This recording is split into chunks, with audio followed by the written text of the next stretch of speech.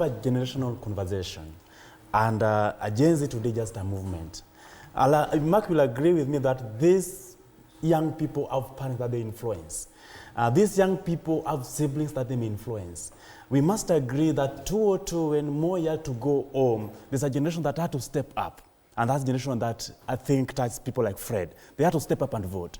2022, this generation will stand out, not only to vote, but even a number of them will be on the ballot to vie for these positions. I'm pretty sure, Mark, Fred, you know that towards the selection of the IBC panel, not panel, but IBC commissioners, young people stood out that they wanted one of them to be there to come and oversee the election.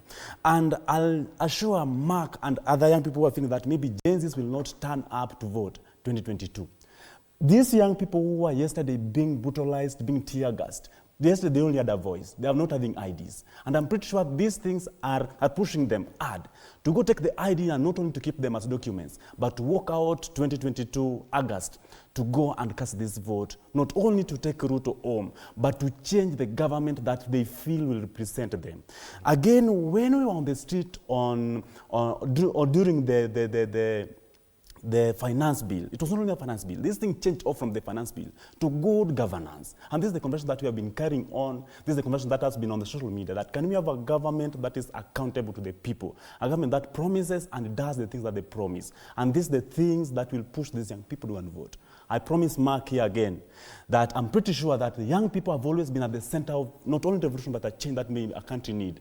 During the agitation for decolonizing Africa, these young people had to stand up on arms.